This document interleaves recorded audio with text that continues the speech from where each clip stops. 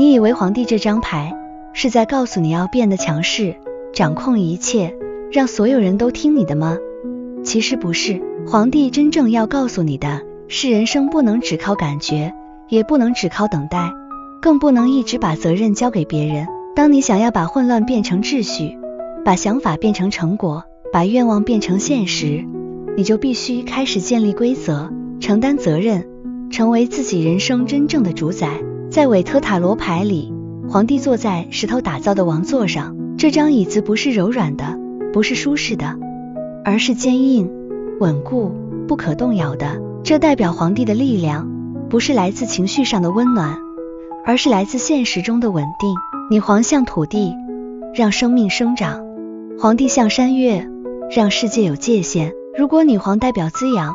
那皇帝代表架构；如果女皇告诉你要让生命丰盛，那皇帝就告诉你，丰盛不能没有秩序，没有界限的爱，最后会变成消耗；没有规则的自由，最后会变成混乱；没有纪律的梦想，最后只会停留在想象。皇帝王座上有公羊的图案，公羊象征牡羊座，也象征行动力、领导力、开创精神与不退缩的意志。这表示皇帝不是只会坐在那里发号施令的人，他真正的力量是敢做决定，敢承担后果，敢在别人还在犹豫的时候先站出来面对问题。很多人害怕皇帝这张牌，觉得他太严肃、太冷硬、太有压迫感。可是人生有时候真正需要的不是更多安慰，而是一个清楚的方向；不是更多情绪宣泄，而是一套能解决问题的方法；不是一直问我该怎么办，而是开始问我愿意负起什么责任。皇帝头上戴着皇冠，手中拿着权杖与宝球。皇冠象征权威，权杖象征执行力，宝球象征他掌握的领域与责任。这些不是装饰，而是在提醒我们，真正的权力从来不是只享受地位，而是愿意承担管理的压力。你想要稳定的感情，就不能只靠感觉来经营；你想要成功的事业，就不能只靠灵感来支撑；你想要财务自由，就不能只靠运气来期待；你想要人生变好，就不能一直逃避该面对的决定。皇帝身穿红色长袍，代表生命力、行动与意志，但长袍底下其实藏着盔甲，这一点很重要。皇帝不是没有感情，而是他知道有些时候情绪不能放在最前面。当你要守护一个家、一个团队、一个目标、一段关系，甚至守护你自己的人生时，你不能每一次都被情绪拖着走。盔甲代表防卫，也代表成熟。成熟不是你没有脆弱，而是你知道什么时候不能让脆弱控制你的选择。成熟不是你不会害怕，而是你即使害怕，仍然愿意把该做的事情做好。皇帝背后是前造的山脉，没有女皇牌那种浓密的森林与河流，这代表皇帝的世界比较艰难，也比较现实。山象征挑战、责任与高处不胜寒的位置。站在高位的人不能只问自己舒不舒服，还要问自己能不能撑住局面。所以皇帝最核心的主题就是真正的安全感来自秩序与承担。如果把皇帝对应到易经的智慧，它很像乾卦的力量。乾为天，代表刚健、自强、创造、主导与不断前进。乾卦说天行健，君子以自强不息。这不是叫你硬撑到崩溃，而是告诉你，人生若要开创局面，就不能一直依赖别人推你走，你必须培养自己的意志，建立自己的原则，让自己成为可以被信任的人。皇帝也带有大处卦的味道，大处不是只有力量，而是把力量收敛、训练、累积起来。没有被训练过的力量只是冲动，没有被规范过的野心只是破坏，没有被责任约束的权利只会变成控制。这就是皇帝最重要的提醒。真正的领导不是控制别人，而是先管理自己。当皇帝出现在感情里，他提醒你，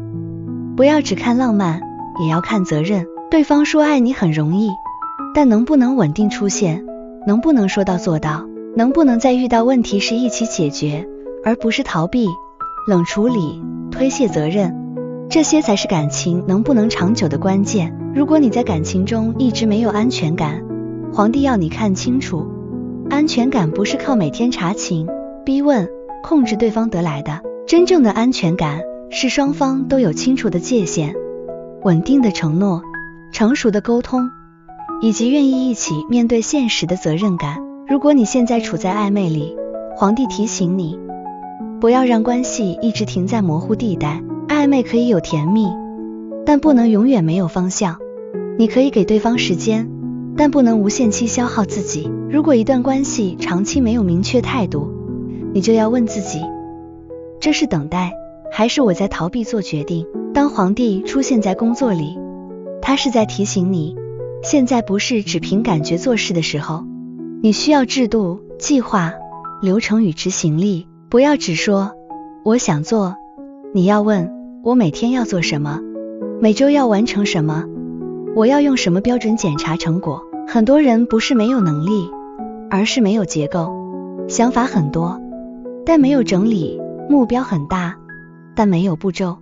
热情很强，但3天后就散掉。皇帝要你把混乱的能量集中起来，让自己变成一个稳定输出的人。如果你是主管、老板、老师，家中的支柱，皇帝更是在提醒你，权威不是靠声音大，而是靠稳定、公平与承担。你不能只要求别人服从，却没有给出清楚规则。你不能只批评别人做不好，却没有建立方法。你不能只享受被尊重，却不愿意在关键时刻负责。当皇帝出现在金钱里，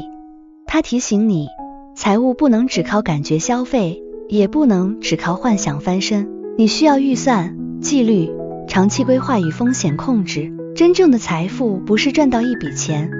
而是你有没有能力守住它，管理它，让它形成稳定的基础。如果有人用高报酬诱惑你，皇帝会说，先看规则、合约、风险与责任归属，不要因为对方讲得很有气势，就把自己的判断交出去。真正成熟的人不会被表面的权威吓住，而是会冷静检查事情的结构。当皇帝出现在人生低潮里，他不是叫你假装坚强，而是提醒你，现在要从最基本的秩序开始重建人生。固定作息，整理环境，处理账单，规划工作，建立身体训练，把拖延很久的问题一件一件列出来。这些看起来不浪漫，却是把人生从崩散中拉回来的关键。皇帝也有阴影面，当他的力量失衡，就会变成固执、控制、冷漠、独裁，甚至用我是为你好来压迫别人。这时候皇帝不再是守护者，而变成一堵让人喘不过气的墙。所以皇帝也提醒你，有原则不等于没有弹性，有权威不等于可以不听别人说话，有责任感不等于所有事情都要你一个人扛。真正成熟的皇帝懂得建立秩序，也懂得给生命空间。如果你太软弱，皇帝要你站起来；如果你太混乱，皇帝要你建立规则；如果你太依赖别人，皇帝要你拿回主导权；如果你太控制，皇帝要你学会尊重界限；如果你太害怕决定，皇帝要你明白，不做决定其实也是一种决定，而且往往会让你付出更大的代价。皇帝给我们的建议很直接，在感情里，请看责任，不要只看甜言蜜语；在工作里，请建立流程，不要只靠一时热情；在金钱里，请管理风险，不要把未来赌在冲动上；在人生里，请拿回主导权，不要一直等待别人替你安排方向。皇帝不是要你变得冷酷，而是要你变得可靠。可靠不是你永远不会累，而是你知道什么事情重要，什么责任不能逃，什么界限必须守住，什么目标值得长期坚持。所以当你抽到皇帝，不要只问我会不会成功，我会不会掌权，我能不能控制局面，你更应该问，我有没有足够的纪律承接我想要的人生，我有没有建立清楚的界限，我有没有说到做到，我是不是一直想要结果，却不愿意承担责任。有一天你会明白，